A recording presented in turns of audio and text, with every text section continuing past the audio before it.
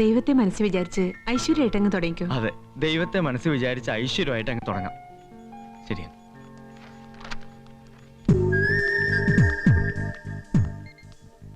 ദൈവത്തെ മാത്രം വിചാരിച്ചാ പോരാ, സെൽഫ് കൺട്രോൾ പോകാതെ നോക്കണം.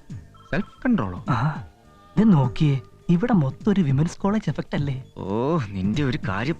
എടാ, നമ്മൾ ഇവിടെ എന്തെങ്കിലുമൊക്കെ കാട്ടിക്കൂട്ടിയാലേ ഈപ്പച്ച മുതലാളിക്ക് നമ്മളോടൊരു സിമ്പതി വരൂ. എന്ന് വെച്ചാ നമ്മൾ മിടുക്കന്മാരാണെന്ന് തെളിയിച്ച് എങ്ങനെയെങ്കിലും ഈ ഓഫീസിന്റെ മെയിൻ പാർട്ടീസായി മാറണം. അപ്പൊ മുതലാളി നമ്മളോട് കൂടുതൽ എടുക്കും. മുതലാളി, മുതലാളി, മുതലാളി, മുതലാളി, എന്റെ കാര്യം എന്തായാലും ഒന്ന് തീർത്തു തരണം. നിന്റെ കാര്യം ഞാൻ തീർത്തേരാം.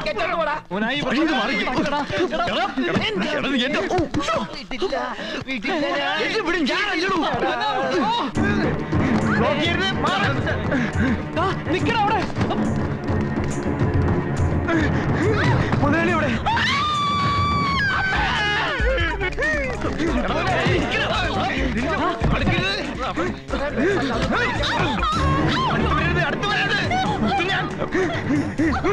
മോനെ വേണ്ട, ഞാനാ പറയുന്നത്.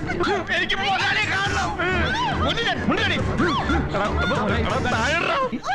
നിങ്ങൾ മാത്രം അങ്ങനെ ജോലി ചെയ്ത് സുഖിച്ച് ജീവിക്കണ്ട. എനിക്കും ജോലി വേണം, എനിക്കും ജീവിക്കണം. മോനെ ബഹളം വേണ്ട, ഞാനല്ലേടാ പറയുന്നേ. അടുക്കരുത്, അടുക്കരുത് പറഞ്ഞ്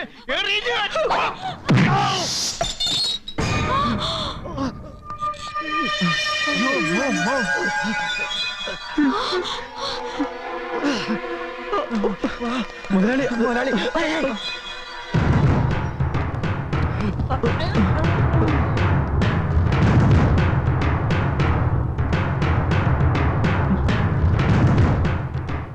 മുതലാളി എന്നോട് ക്ഷമിക്കണം, ഞാൻ മനഃപൂർവ്വമല്ല, ഞാൻ അവനെ എറിഞ്ഞതാ. എറിഞ്ഞു പൊട്ടിക്കാൻ എന്റെ കമ്പനി പ്രോപ്പർട്ടിയെ നിനക്ക് കിട്ടിയുള്ളോ? നിന്നോട് പറഞ്ഞിട്ടില്ലേ ഈ പരിസരത്ത് കാലുകുത്തരുതെന്ന്? പോടാ. മുതലാളി എന്റെ ജോലിക്കാര്യം നോക്കി നിൽക്കാതെ പിടിക്കടാ. എന്നെ അല്ലടാ, ഈ കൊരങ്ങനെ പിടിച്ച് പുറത്താക്ക്. ഇവനെ പിടിച്ച് പുറത്താക്കണോ? ഈ വെള്ള കൊരങ്ങനെ പുറത്താക്കും. കരിങ്കാലികളെ നോക്കിക്കോ, ഇവിടുന്ന് ഇറങ്ങിയാൽ നിങ്ങൾ നേരെ വീട്ടിലേക്കല്ലേ പറഞ്ഞത്. കാണിച്ചാണ് ഞാൻ. ചാട്ടിയന്മാര്. അവൻ ഇനി ഇവിടെ ജോലി എന്നും പറഞ്ഞു വന്നാ ആദ്യം പോകുന്ന നമ്മുടെ ജോലിയായിരിക്കും. മനസ്സിലായടാ നിന്റെയൊക്കെ മനസ്സിലിരിപ്പ്? ഇപ്പൊ എനിക്ക് ശരിക്കും മനസ്സിലായി. അതെ, നിന്റെ കയ്യിലിരിപ്പ് കൊണ്ട് തന്നെയാ മുതലാളി നിന്നെ പിടിച്ച് പുറത്താക്കി. അതേടാ, എന്റെ കയ്യിലിരിപ്പ് കൊണ്ട് തന്നെ സമ്മതിച്ചു. പക്ഷെ അയാൾ പറഞ്ഞൊരു വാക്കുണ്ടല്ലോ, അത് മരിച്ചാൽ എന്റെ മനസ്സിന് പോലെടാ. ഏത് വാക്ക്? എന്താടാ നോക്കി നിൽക്കുന്നേ? പിടിച്ച് പുറത്താക്കടാ ഈ കൊരങ്ങനെ. ഇല്ലേ നിങ്ങൾ രണ്ടുപേരെയും ഞാൻ പിടിച്ച് പുറത്താക്കും എന്നൊക്കെ അയാൾ പറഞ്ഞപ്പോ നീയൊക്കെ കൂടി നോക്കിടാ.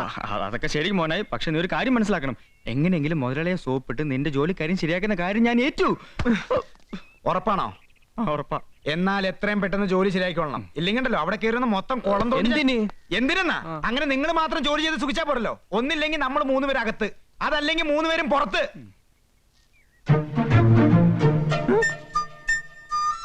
മോനെ എന്താടാ ഇത്? ആരാടാ നമ്മുടെ സാധനങ്ങളൊക്കെ എടുത്ത് പുറത്തിട്ട്? ആരാടത്? ആരാടാ നീ? ഞാൻ നിങ്ങളെ പോലെ ഒരാണാ. എടാ ദാസ്, ആരാടാ ഇവൻ? വാലിത്തിരി കൂടുതലാണല്ലോ. വാലിത്തിരി കൂടുതലാണെന്ന് കുട്ടപ്പള്ളിയും പറഞ്ഞു. ഞങ്ങളുടെ വീട്ടിൽ കണ്ടുവരുന്ന സാധനം എന്തിനാ അതെടുത്ത് പുറത്തിട്ട്. ഞങ്ങളുടെ വീട്? ആ, ഞങ്ങളുടെ വീട്. ഇവനൊരു എല്ല് കൂടുതലാണല്ലോ. ആരാടാ നീ? എടുത്തകത്തിറതൊക്കെ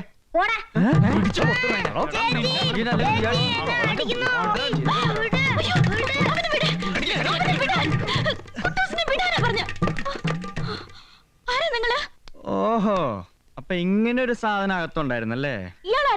ഞാൻ ആരാന്നോ? പട്ടാപ്പകല് 18-കാരിയെ വെട്ടിക്കൊന്ന് ജയിലിൽ പോയി പരോളിനിറങ്ങിയ ഒരു പാവം കൊലയാളി. ജാതക പ്രകാരം ഇനിയും ഒരു കൊലപാതകം കൂടി ബാക്കിയുണ്ട്. എന്താ? ഓഹോ, എന്നാ ഇയാള് എത്രയും പെട്ടെന്ന് ആരെങ്കിലും കൂടെ കൊന്നിട്ട് ജയിലിൽ പോയി കിടന്നേ, ബാക്കിയുള്ളവർക്ക് സ്വസ്ഥമായിട്ട് ജീവിക്കാലോ. എന്താ എന്താ പ്രശ്നം?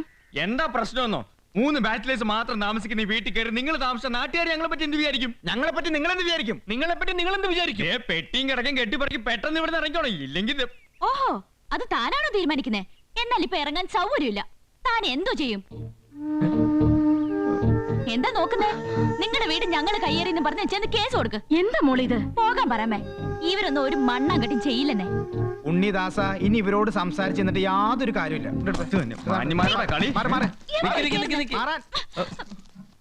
നിക്കേ, കുട്ടമ്പള ചേട്ടാ, ആരാ ഞങ്ങൾ സാധനങ്ങളൊക്കെ എടുത്ത് പുറത്തിട്ട്? ഓ ഇതാണോ? അത് തന്നെ. താഴെ ഞാൻ അവർക്ക് വാടക കൊടുത്തിരിക്കാം, നിങ്ങൾ മുകളിലേക്ക് പോയി. പിള്ളച്ചേട്ടാ, എന്ത് തോന്നിയാ ഇത്? തോന്നിയാസോ? ആ. ഞാൻ എന്റെ വീട് ആർക്ക് വേണമെങ്കിലും വാടക കൊടുക്കും. നീയൊക്കെ ആരാ ചോദിക്കാൻ? വെറുതെ അല്ലല്ലോ, മാസാമാസം ഞങ്ങൾ വാടക തരുന്നില്ലേ? പിന്നെ വാടകയുടെ പ്രശ്നമാണെങ്കിൽ വിഷമിക്കാനൊന്നും. എന്താ വാടക വേണ്ടേ? വാടക വേണം, പക്ഷെ അതിന് നേർപ്പകുതി വാടക മേലിലുള്ളൂ. നിങ്ങൾ മുകളിലേക്ക് പോയിക്കോ. പിള്ളച്ചേട്ടാ, ഒന്നും പറയണ്ട, നിങ്ങൾ ചെല്ലേ. ഓഹോ, അപ്പൊ എല്ലാരും കൂടെ ഉള്ള ഒത്തുകളിയായിരുന്നു അല്ലേ? എടാ ദാസ മോനെ, വാടാ, നമുക്ക് അവരെ പിടിച്ച് പുറത്താക്കാം. പിള്ളച്ചേട്ടൻ എന്തെങ്കിലും ചെയ്യും, ഞങ്ങൾ കാണട്ടെ. മോനെ ഉണ്ണി നിക്കേ. കയ്യൊന്നൂറും. എന്നോട് ഇവരോട് ചൂടായിട്ടൊരു കാര്യമില്ല. എന്നെ ഇവരെ കൊണ്ടുവന്നത് അച്ഛനാ. അച്ഛനോ? ഏതാ അച്ഛൻ? ബുള്ളറ്റ് അച്ഛൻ. എന്താ അച്ഛൻ എങ്ങനെ ഒരു അച്ഛനായ അച്ഛാ? അതൊരു വലിയ കഥയാണ് മക്കളെ. എന്റെ ഫാദറിന്റെ ഫാദർ ഒരു ഫാദറായിരുന്നു. ഞങ്ങളുടെയൊക്കെ ഫാദറിന്റെ ഫാദർ ഒരു മദർ ആയിരുന്നു അച്ഛോ. ഇളക്കാണ് മക്കളെ. എന്നാ കേട്ടോ, എന്റെ ഫാദറിന്റെ ബ്രദർ ഒരു ഫാദറായിരുന്നു. ഇളയ ബ്രദർ ബ്രദറാ, ഇളയ സിസ്റ്റർ സിസ്റ്ററാ. അങ്ങനെ ഞങ്ങളുടെ കുടുംബം ഒരു ഹോളി ഫാമിലി. അതൊക്കെ ശരിയാ. അന്ന് വണ്ടി ഇടിച്ചപ്പോ അച്ഛൻ ഞങ്ങൾക്ക് ഇട്ടൊന്ന് പണിതു. ഇപ്പൊ വീടിന്റെ പ്രശ്നം വന്നപ്പോ മറ്റൊരു പണിയും. അച്ഛൻ എന്തിനാണ് അച്ഛോ ഞങ്ങൾക്ക് ഇങ്ങനെ നിരന്തരമായി പണിയുന്നേ? ആ പെണ്ണ് അച്ഛന്റെ ആരാ? ഏത് പെണ്ണ്? ഞങ്ങളെ കുടിയൊഴിപ്പിച്ചിട്ട് അച്ഛൻ കൊണ്ടുവന്ന് കുടിയിരുത്തിരിക്കുന്ന ആ പെണ്ണ്. ഓ, അതാണോ പ്രശ്നം? ആ അത് തന്നെ. ഞാൻ പണ്ട് എലവഞ്ചേരി ഇടവകയില് വികാരിയായിരുന്നപ്പോ പള്ളിമുറ്റത്ത് തുള്ളിച്ചാടി നടന്നിരുന്നൊരു പാവം പെങ്കൊച്ച്. മാമോദിസ വെള്ളം തലേ വീണിട്ടില്ലെങ്കിലും അത് വീണ്ടും തലതെറിച്ചു പോയ നിന്നെ പോലെ കുരുത്തങ്കട്ടവളല്ല അവള്. തുള്ളിച്ചാടി നടന്നൊക്കെ ശരിയായിരിക്കും, പക്ഷെ അച്ഛോ ഞങ്ങളോട് ചതി വേണ്ടായിരുന്നു. നിങ്ങൾക്ക് എന്നോടുള്ള സ്പർദ്ധയെല്ലാം തീരും, നിങ്ങളുടെയൊക്കെ തലയിൽ വെളിച്ചം വീണാൽ. ഇത്ര ആലോചിക്കാനൊന്നുമില്ല മാമ്പുള്ളി, എത്ര വേണമെന്നങ്ങ് പറഞ്ഞാ മതി. അതല്ല ഈ പച്ച പ്രശ്നം. ബീച്ച് ഹൗസ് വേണമെന്നും പറഞ്ഞ് ആദ്യം വന്നത് നമ്മുടെ തമ്പിയ. വില കേട്ടപ്പോ ഞാനങ്ങ് വാക്ക് കൊടുക്കുകയും ചെയ്തു. ഇത്രേ ഉള്ളൂ. താൻ എന്നെ വിഷമിപ്പിച്ചളഞ്ഞല്ലോ. തമ്പിയുടെ പേര് വാങ്ങിച്ചാലും എന്റെ പേര് വാങ്ങിച്ചാലും ഒന്ന് തന്നെയല്ലേ? അതിന് തമ്പിയുടെ പേരിലല്ലല്ലോ വാങ്ങുന്നേ. പിന്നെ അയാൾ കെട്ടാൻ പോണ പെണ്ണില്ലേ? കെട്ടാൻ പോണ പെണ്ണോ? ആ, എന്താ അവളുടെ പേര്? ഗേളി. അവളുടെ പേരില വാങ്ങുന്നേ. എടോ, അത് തമ്പിയുടെ ചേട്ടന്റെ മോളല്ലേ? ഛേ, താനിതൊന്നും അറിയരുന്ന് തമ്പി എന്നോട് പ്രത്യേകം പറഞ്ഞിരുന്നതാ. ഓ, അതൊന്നും സാരമില്ല. തമ്പി എത്ര വില പറഞ്ഞേ? അല്ല, അത് എന്നാ അതിൽ കൂടുതൽ ഞാൻ പറഞ്ഞിരിക്കുന്നു. അതെത്രയാണെന്ന് മാമ്പുള്ളി തീരുമാനിച്ചാ മതി. ഇനി വാക്ക് മാറില്ലല്ലോ. കൂടുതൽ പണം എവിടെയുണ്ടോ അവിടെ നിൽക്കും ഈ മാമ്പുള്ളിയുടെ വാക്ക്. അത് മതി, അത് മതി.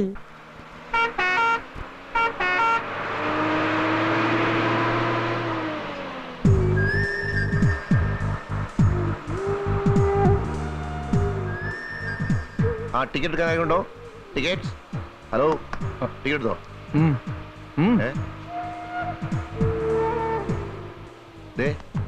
ആരാ? ദേ ആ തലയിലെ മഞ്ഞ റിബൺ കെട്ടി കുട്ടിയില്ലേ അവിടെ. ഓ, ഹലോ, നിങ്ങൾ ടിക്കറ്റ് എടുത്തോ? ആ ടിക്കറ്റ്സ് എന്ന് പറഞ്ഞേ. ആ ടിക്കറ്റ്സ്. ഒരു ജനതാ ജംഗ്ഷൻ. അപ്പൊ അയാളോ? ആരുടെ? ആ ടൈ കെട്ടിയ ആളുടെ.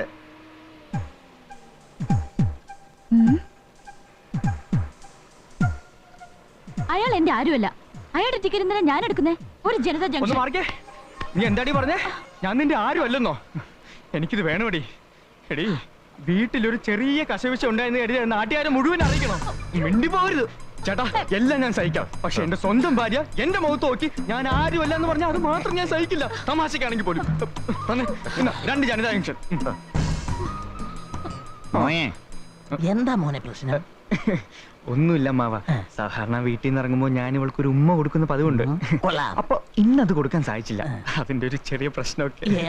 താമസിക്കാതെ ചൂടോടെ അങ്ങ് കൊടുത്തൂടെ? അല്ല, അതിപ്പോ ഇത്ര ആൾക്കാരുടെ മുമ്പിൽ വെച്ച് മോശമല്ല. കമ്പ്യൂട്ടർ യുഗമല്ലേ, MTV VTV എല്ലാവരും കണ്ടോണ്ടിരിക്കല്ലേ? അതെ, പക്ഷേ പിന്നല്ലേ ഇതൊക്കെ. ഇതൊന്നും ഒരു പ്രശ്നമല്ല. മോൻ ധൈര്യമായിട്ട് കൊടു, ചൂടോടെ അങ്ങോട്ട് കൊടു, പ്രശ്നം തീരട്ടെ.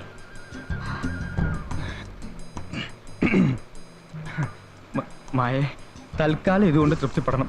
ബാക്കി ഞാൻ വീട്ടിൽ ചെന്നിട്ട് തരാം. Excuse me. യെസ്. എടാ മോനെ, ഇത് കളിയല്ല. വെറുതെ ഞങ്ങൾ കഞ്ഞി പാറ്റിടല്ലേ. നിന്റെ ഇവിടെ കണ്ട പ്രശ്നമാ. അങ്ങോട്ട് നോക്കടാ, അകത്തോട്ട് ചെന്ന് നോക്കടാ, അകത്തോട്ട് ചെന്ന് നോക്കടാ. മോനെ, ഗുഡ്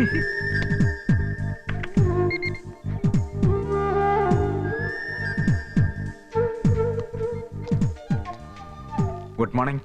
ഗുഡ് മോർണിംഗ്. ഓഫീസിൽ വന്ന് ജോയിൻ ചെയ്യാനുള്ള തിരക്കിനിടയ്ക്ക് മായ ചോറെടുക്കാൻ മറന്നു അമ്മ പറഞ്ഞു. അമ്മ പറഞ്ഞപ്പോഴല്ലേ അറിഞ്ഞ് മായ ഈ ഓഫീസിലേക്ക് വന്നേന്ന്. ബുദ്ധിമുട്ടായി കാണുമല്ലേ? ഏയ് ഒരു ബുദ്ധിമുട്ടുമില്ല. ഇതിലൊക്കെ എനിക്ക് സന്തോഷമല്ലേ ഉള്ളൂ.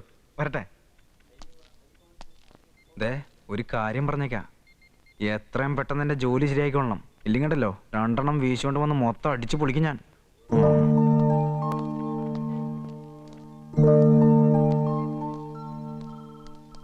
ആ, രണ്ടുപേരും ബ്രാഞ്ച് ഓഫീസിൽ പോയി ദേ ഈ ഫയലിന്റെ ഡീറ്റെയിൽസ് എടുക്കണം.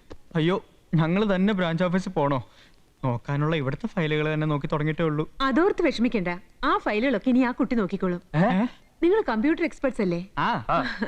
അപ്പൊ നിങ്ങളെ തന്നെ ബ്രാഞ്ച് ഓഫീസിൽ വിട്ടിട്ട് ഇതിന്റെയൊക്കെ ഡീറ്റെയിൽസ് എടുക്കണമെന്ന് ഈപ്പച്ച സാർ പ്രത്യേകം പറഞ്ഞിട്ടുണ്ട്.